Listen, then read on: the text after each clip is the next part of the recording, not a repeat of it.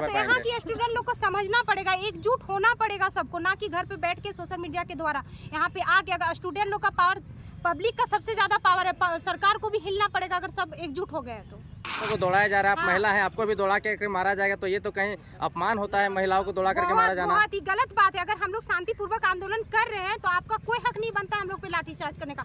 हाँ, हम लोग दंगा करते, फसाद करते तो आप हम लोग मम्मी पापा की तरफ से पूरा समर्थन है, क्योंकि उन लोग भी हम लोग का बचपन, अगर हम लोग ठंडा में उठ के ट्यूशन जाते हैं, पढ़ते हैं, हम लोग को भी तो आराम मन करता है ना कि सोए रहे हैं। आज हम लोग जो पढ़ के ठंडा में हम लोग एग्जाम ही देने आए तो हम लोग को भी, मैं खुद एक माँ हूँ, अपने बच्चे को लेकर स्ट्रगल कर रही हूँ। माँ है। हाँ, छात्र विधायक जयराम महतो बने हैं, क्या कुछ उससे उम्मीद है, क्योंकि उन्होंने छात्र के मुद्दों को उठाया है और विधानसभा के पटल में भी रखा था मजबूती के साथ। हाँ, उन्होंने विधानसभा में भी ऐसे ही एक नेता है जो खुल के विधानसभा में बोले, लेकिन अगर गलत नीति से अगर एग्जाम लिया गया, उतनी बार यहाँ झारखंड के स्टूडेंट लोग अपने हक के लिए खड़ा होंगे और उतनी बार हम लोग आंदोलन करने के लिए तैयार है। वोटिंग के टाइम पे लंबा लंबा वादा करने से नहीं होता है, उसको दिखाना भी पड़ता है।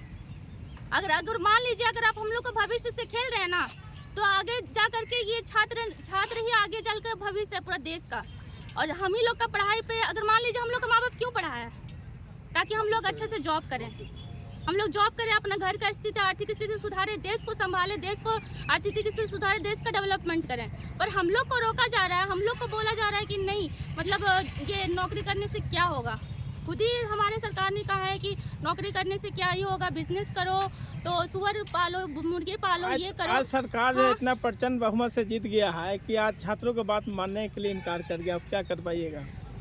5 साल तो आप लोग, क्या कुछ है रास्ता निकालने? हम लोग का 5 साल नहीं, अगर हम लोग का बर्बाद हो जाएगा तो आने वाला पीढ़ी के बारे में तो हम लोग सोच सकते हैं ना जी, कि आगे आने वाले पीढ़ी का ये भविष्य बर्बाद ना हो। हम लोग का तो बर्बाद हो ही रहा है, हम लोग का तो बर्बाद हो ही रहा है और अभी तक भी हो रहा है, क्योंकि ये भी हमारे सरकार के कारण ही हो रहा है।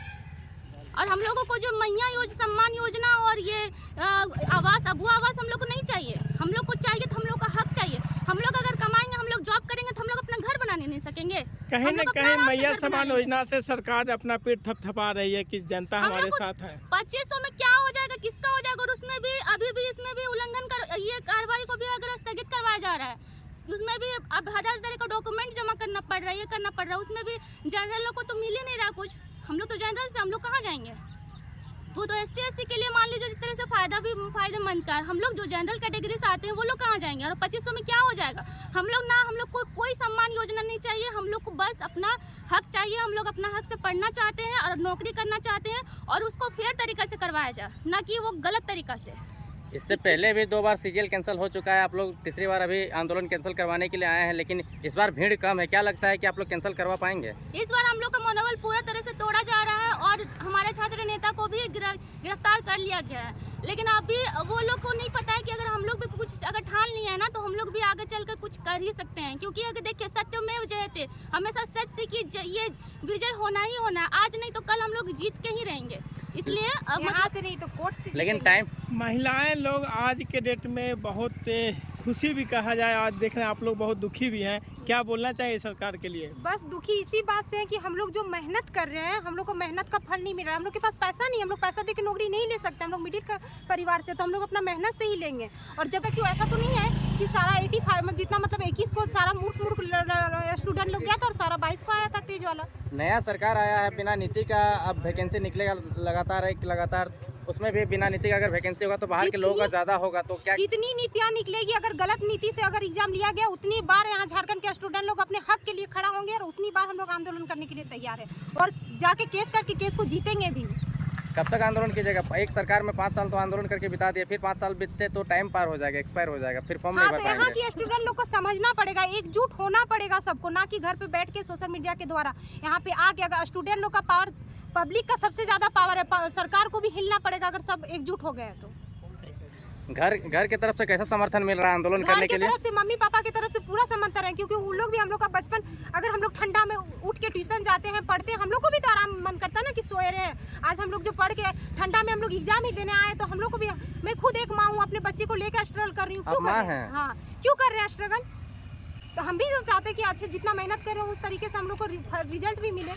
लेकिन जिस प्रकार से अभी यहाँ पे माहौल देखे कि छात्रों को दौड़ाया जा रहा है, आप महिला हैं, आपको भी दौड़ा के मारा जाएगा, तो ये तो कहीं अपमान होता है महिलाओं को दौड़ा करके मारा जाना। बहुत ही गलत बात है। अगर हम लोग शांतिपूर्वक आंदोलन कर रहे हैं तो आपका कोई हक नहीं बनता हम लोग पे लाठीचार्ज करने का।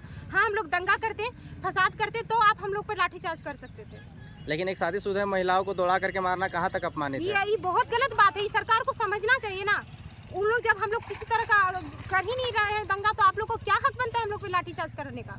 आगे 3 दिन बचा है वेरिफिकेशन के लिए, आगे क्या स्टेप करिएगा आप लोग? आगे हम लोग के पहले तो छात्र नेता को गिरफ्तार कर लिया गया है।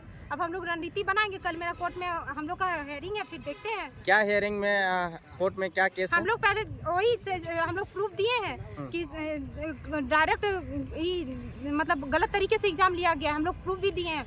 स्टे अगर लगा तो फिर रद्द होगा। छात्र विधायक जयराम महतो बने हैं, क्या कुछ उससे उम्मीद है? क्योंकि उन्होंने छात्र के मुद्दों को उठाया है और विधानसभा के पटल में भी रखा था मजबूती के साथ। हाँ, उन्होंने विधानसभा में भी ऐसे ही एक नेता है जो खुल के विधानसभा में बोले।